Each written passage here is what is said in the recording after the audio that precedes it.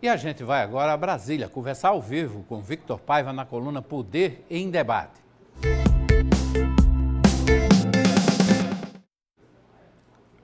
A gente já tem Vitor aqui na tela. Boa tarde, Vitor. Depois da viagem presidencial, parece que as coisas vão voltar ao normal em Brasília, tanto na Câmara como no Senado Federal, não é isso? Boa tarde, Hermes. Boa tarde para todo mundo. Pois é, Hermes, a expectativa é essa. Tem reunião preparatória para a reunião de líderes daqui a pouco aqui na Câmara. É que o PL, na última quinta-feira, entrou em obstrução. O que é que isso quer dizer? Não está votando nada na Câmara, as comissões esta manhã foram esvaziadas, porque em obstrução você não tem funcionamento das comissões, nem votações importantes em plenário. Apenas sessões solenes foram realizadas na manhã de hoje. O presidente Hugo Mota vai conversar com os líderes do PL, o Partido Liberal, que querem que o presidente coloque em pauta, Hermes, a anistia dos atos antidemocráticos do dia 8 de janeiro. A fala de Hugo, a semana passada, dizendo que não iria colocar em pauta, fez com que o PL, o partido do ex-presidente Bolsonaro, entrasse em obstrução.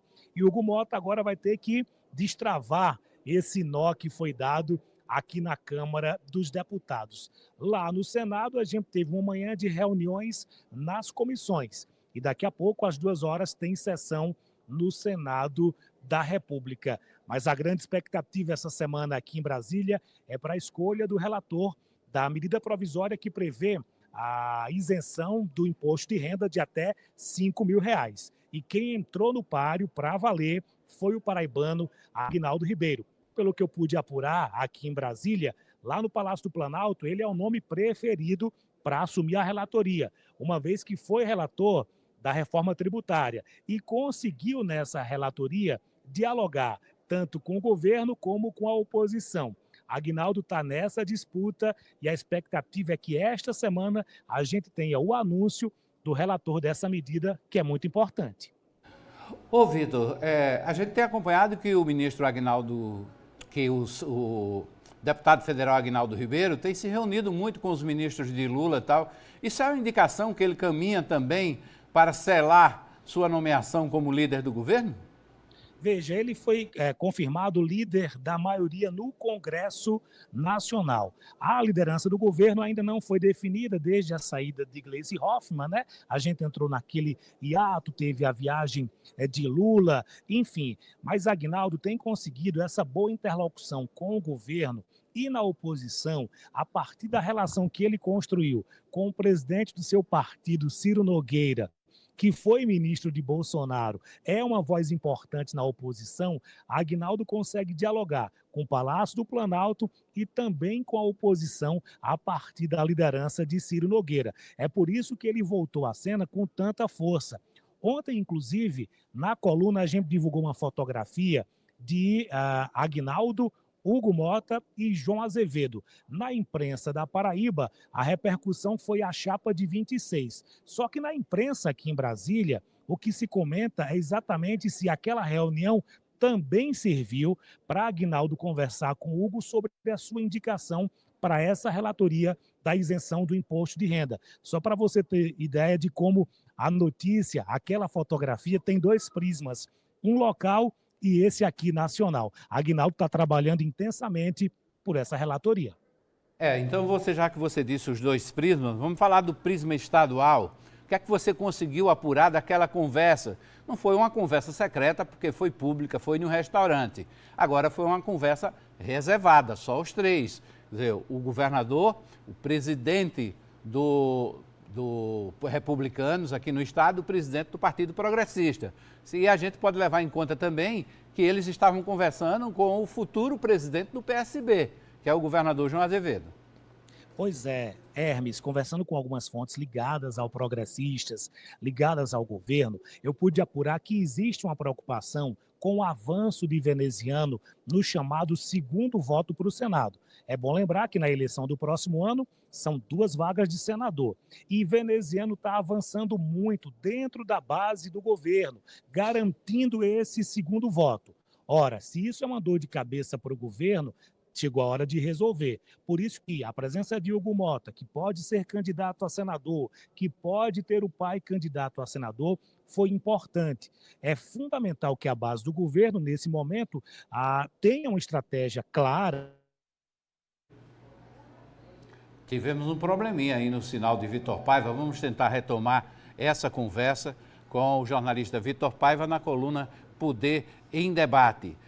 E, claro, a gente vai tratar de temas ainda com o Vitor, que percorrem lá os bastidores do Congresso Nacional em Brasília. Amanhã tem o Congresso dos Municípios Paraibanos e a Feira de Oportunidades, que é uma promoção da FAMUP, juntamente com o Governo do Estado, por meio da Secretaria de Turismo e Desenvolvimento Econômico. A gente vai voltar a conversar com Vitor Paiva exatamente sobre isso, né? Amanhã tem o CONFEP, o segundo CONFEP, que é promovido pela FAMUP. Tem uma reunião da bancada federal marcada para a próxima terça-feira, a próxima sexta, desculpa, que é um dos pontos altos desse encontro aqui.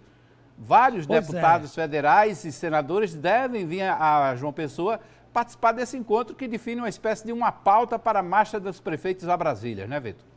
Pois é, e também está na pauta da bancada a nomeação do novo coordenador da bancada federal. Eu vou, inclusive, apurar com os parlamentares aqui como é que estão as articulações.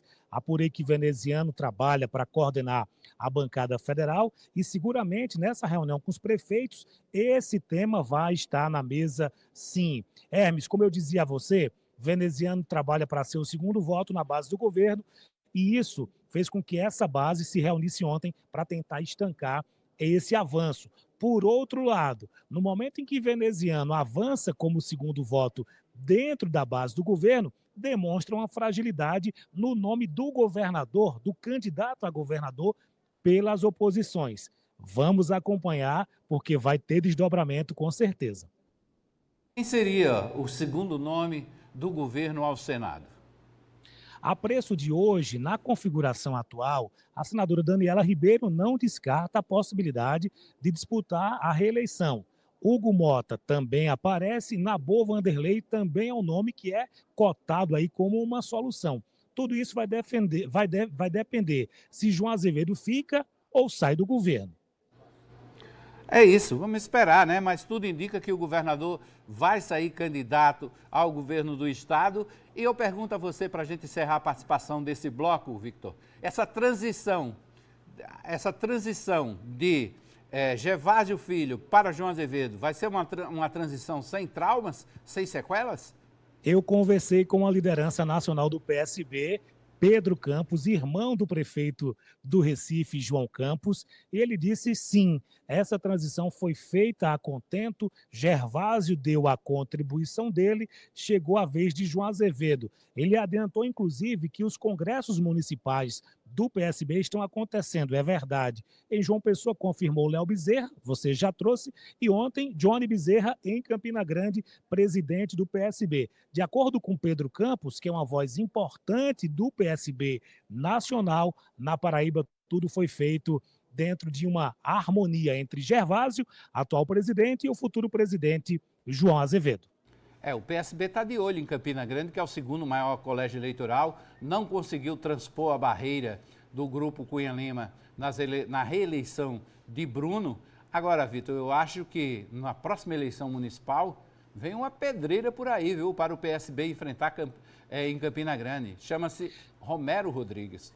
Pois é, vai tentar voltar em Campina. Ainda sobre PSB, eu conversei com o Pedro sobre uma possibilidade de federação do PSB com o PT. É bom lembrar que a Federação Brasil da Esperança, que tem PCdoB, PV e PT, vai acabar. Ele disse que o PSB descartou federação com o PT, mas estuda a possibilidade de uma federação com outros partidos, a exemplo do PDT. Esse é um fato novo. Uma possível federação do PSB com o PDT. Isso teria reflexos diretamente aí na Paraíba. Ele, inclusive, perguntou sobre os nomes do partido para a Câmara Federal. E é bom lembrar que Gervásio é candidato à reeleição, Poliana já foi lançada candidata a federal e Fábio Tairone de Souza é outro nome importante do PSB para a disputa para a Câmara Federal em 2026. Ok, Victor Paiva, a gente volta no próximo bloco e você vai trazer exatamente essa conversa que você teve com Pedro Campos. Daqui a pouquinho a gente retoma esse contato com Victor Paiva ao vivo, direto de Brasília.